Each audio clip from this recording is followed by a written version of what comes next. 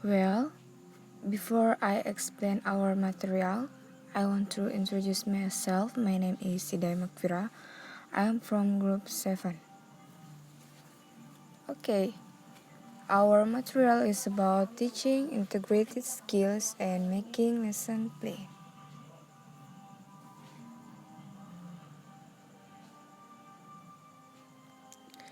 If we talk about teaching language skills, means that it is discussed about the way we use language in terms of skills in English, such as reading, writing, speaking, and listening.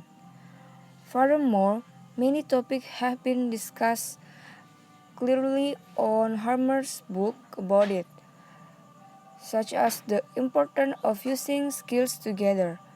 Two types of language skills, productive skills and receptive skills. Okay, skills together.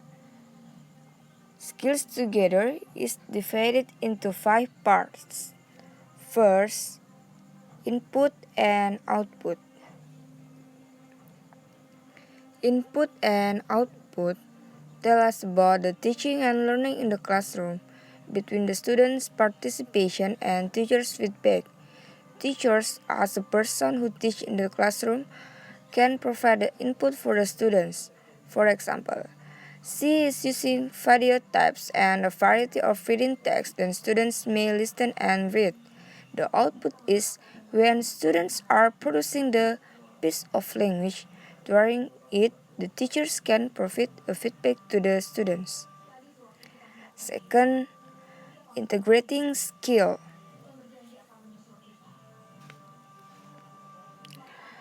Below is track rows or boomerang lesson types based on Harmer. First, speaking as preparation and stimulus. Speaking sessions allow the students to investigate their thoughts and feelings about the topic. Teacher in here should lead the students to discuss about the topic they are going to be discussed. The second, text as models. Text as models means that teachers should guide the students to give an appropriate example of doing something, such as if the students are asked to work with genre-based written and spoken text are a vital way of providing models for the students to follow. Teachers can give certain kind of report text, for example.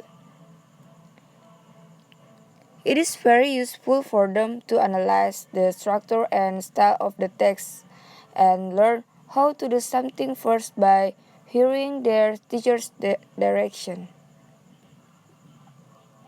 The third, text as preparation and stimulus. We often use written and spoken text to stimulate our students into some other kind of work. For example, students are listening to a story based in the video types. It may give them a stimulus to write their own stories. And the last for integrating skill, integrated tasks. Skill integration is the major factor in lesson planning. Teachers can give a task to the students using integration skills.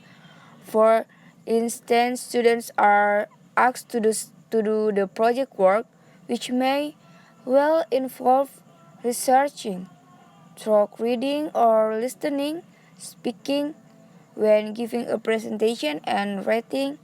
Submit a report. Okay, next, language skill, language construction. The teachers in here can use several new technology for transferring the material, such as giving the students about the text from the article. From the text, students will identify construction of the language that is used in the text. After reading the whole text, students will identify the adjectives and tense that are appear in the text as they use comma, full stop, etc. from the text. The fourth, integrating skills and language work, and the last, top down and bottom up. Okay, next, receptive skills.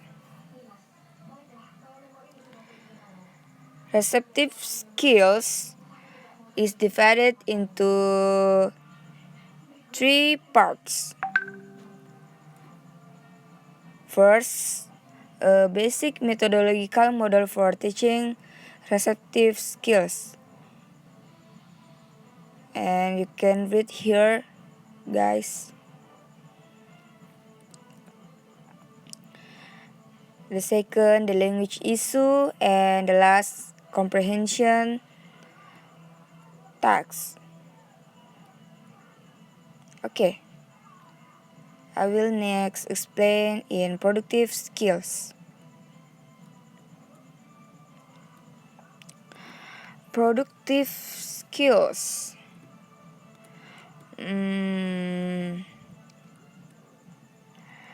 I think productive skills. Sorry. The first, for a basic methodological model for teaching productive skills. The point in here is the way teachers organize the students and how they respond. She or he responds to the students' work. First thing to do is lead. Teachers might lead the students to the topic before they are going to discuss in the class. Next step is set the tasks. In this step, teachers should give students the example of how to do the tasks. Third step is called as monitor tasks. Teachers should go around the class and check the students' work, whether they are understand or no. And the last, teachers gives task feedback. This step may help students to see how well they have done and finally move on to text-related follow-up. Okay. The second, structuring discourse.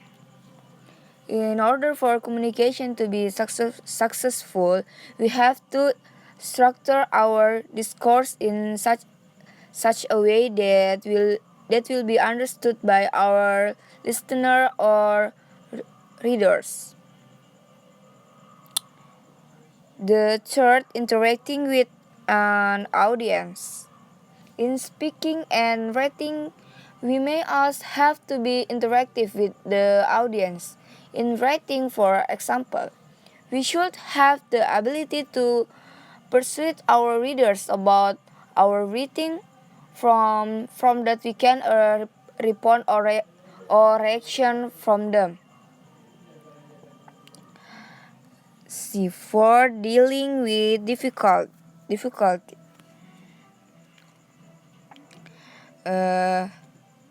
There are several strategies to resolve the difficult of not knowing a word or just cannot remember it. Improvising. The step is the improvisation of the speakers about the new word or phrase. Discarding. When speakers simply cannot find words for what they want to say, they may bend on the talk that they can put into words. Fragmenting. When operating a foreign language, we should be careful of what words that we will use in our writing or even speaking. People tend to use the word that they have already know the meaning and hope that it will be equivalent to the meaning they wish to express in the foreign language. And the last, paraphrasing. Oh my god. People are tend to use a long sentence to explain if they do not know the meaning of a word. For example, okay, the last what I explain about the language issue. The issue is students are hard to find a word or grammar which they need to express themselves. There are a number of steps that teachers can take to help the students success in doing receptive skills. First, supply key language. Before give students a new words, teachers may check their knowledge of key vocabulary and help them in doing the tasks. After that, give them the new vocabularies and ask them to use it in communicative activities. And last, plain activities in advance. As the earlier stage, teachers should make a plan production activities that will provoke the use of language. Okay, I think enough for me. And the next will explain